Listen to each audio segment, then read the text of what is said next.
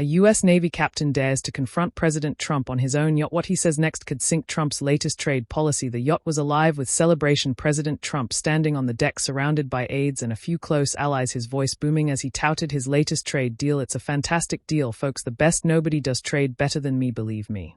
He said, his hands gesturing wildly, a grin on his face, but not everyone was cheering. Captain Daniel Hayes, a former U.S. Navy officer now steering the yacht, had heard enough. His face was set, his fists clenched, and he stepped forward, interrupting Trump mid-sentence. "Mr. President, we need to talk. Your tariffs are destroying us."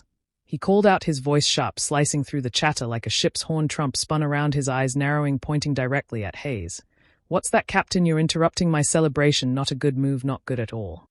He snapped, his tone biting, his finger jabbing the air. Hayes didn't back down, his military posture rigid, his gaze locked on Trump. "I've served this country for 20 years, sir, and I've never seen a policy hurt the little guy like this. Your tariffs, they are raising costs on everything we need: fuel, equipment, spare parts. Small shipping businesses like mine are drowning, and you're the one holding the rope," he said, his voice steady but filled with barely contained anger. The aides froze. A woman in a dark blazer clutching her clipboard, another man in a suit stepping back, the tension on the deck spiking. Trump took a step closer, his face wreathing. "You're telling me my tariffs, which are saving American jobs, are the problem? That's fake news, Captain, total fake news. I'm making America great again, and you're not seeing it," he fired back, his voice rising, that familiar rhythm kicking in, the one he uses when he's rallying a crowd. Hayes shook his head, his hands on his hips. "I'm seeing plenty, sir. I'm seeing my crew lose their jobs. I had to lay off 5 men last month, 5 good men with families. How is that saving American jobs? You're taxing us into the ground while the big corporations get away with murder." Trump scoffed, throwing his hands up. "Listen, Captain, I've got the best people, the smartest people working on this. These tariffs, they are hitting China, they are hitting all the countries that have been ripping us off for years. Okay, we're bringing jobs back, millions of jobs, believe me.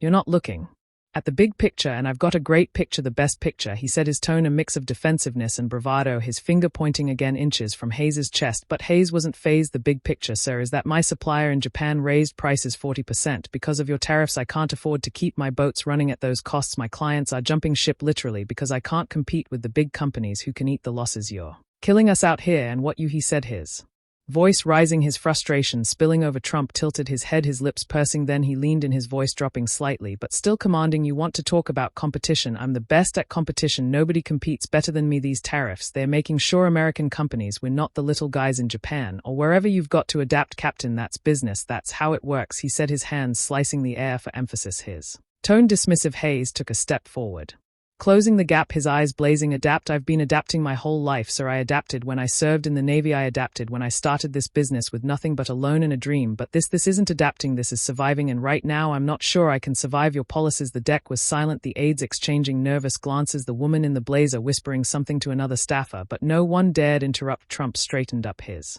jaw tightening. "You know what, Captain? I respect you, I do. You've served, you're a patriot. I love patriots. But you're wrong, so wrong. My tariffs are the best thing for this country, the best. You're not seeing it, but you'll thank me later, believe me," he said, his voice softer now but still firm, his hand waving as if to dismiss the whole argument. Hayes shook his head slowly, his voice low but cutting.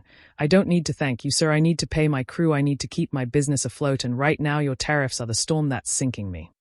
Trump's face flushed, his eyes narrowing. "A storm? I'll tell you about storms, Captain. I've been through storms, political storms, media storms, the worst storms, and I always come out on top. Always. You think your little boat business is a storm, it's a puddle. Okay, a puddle," he said, his tone sharp, his hands gesturing wildly again the way he does when he's doubling down. Hayes crossed his arms, his voice steady but laced with defiance. "A puddle to you maybe, but to me it's my life, my crew's lives. You're sitting here on this yacht celebrating a deal that's crushing us. How can you call that a win for America?" Trump threw his hands up, exasperated. "Because it is a win, Captain, a huge win. I'm winning for America. I'm winning for the workers, the real workers, not the ones whining about a few extra bucks for fuel. You've got to think bigger, much bigger," he said, his voice booming now, his finger jabbing the air again. Hayes didn't flinch, his tone calm but firm. "I'm thinking about my men, sir. I'm thinking about the families who can't pay their bills because of your win. You say you're for the little guy, but all I see is the big guy getting bigger while we're left to sink."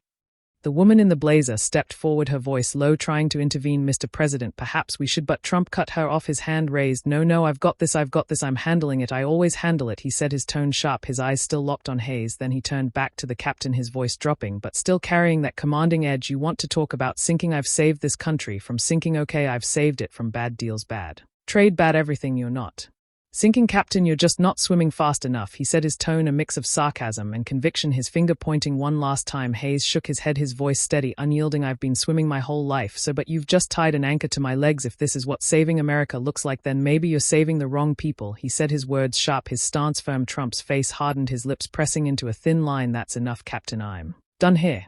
I've got a country to run, a great country, the best country, and I don't need this, he said, turning sharply, his suit jacket flapping as he stormed toward the yacht's interior, his aides scrambling to follow, casting quick glances back at Hayes. The captain stood by the railing, his eyes fixed on the water, his expression a mix of defiance and exhaustion, the city skyline looming in the distance as the yacht sailed on, the tension on the deck lingering like an unspoken challenge. If this moment got you hooked, don't forget to subscribe for more, and let us know what you think in the comments below.